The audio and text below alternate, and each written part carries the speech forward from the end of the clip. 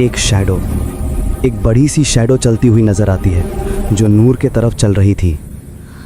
उसकी आंखें एकदम लाल और वो शैडो काफ़ी ज़्यादा लंबी थी। वो नूर के पास आकर उसे कहती है, तुम सिर्फ मेरी हो। नूर के होंठ खुले रह गए, लेकिन आवाज़ उसके गले में अटक गई थी। और न जाने ऐसा क्या होता है, नूर को फील होता है जैसे उसके हाथ में किसी ने जलती हुई लकड़ी पकड़ा दी हो। वो ज़ोर से चिल्लाती है और चिल्लाते चिल्लाते एकदम उठ जाती है। नूर जैसे ही उठती है, फाइनली वो थोड़ा सा रिलैक्स फील करती है कि ये जो भी था वो सपना था।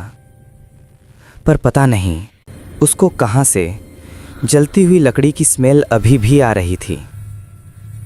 नूर इतनी घबराई हुई थी और कहीं ना कहीं इतनी रिलीफ भी महसूस कर रही थी कि ये सब सपना था कि वो इन सारी चीज़ों पर ध्यान ही नहीं देती।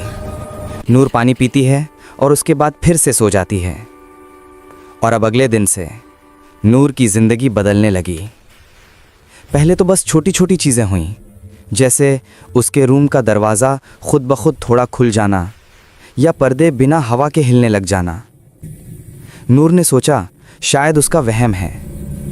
तभी नूर एक जगह बैठी हुई थी और उसकी नज़र टेबल पर पड़ती है।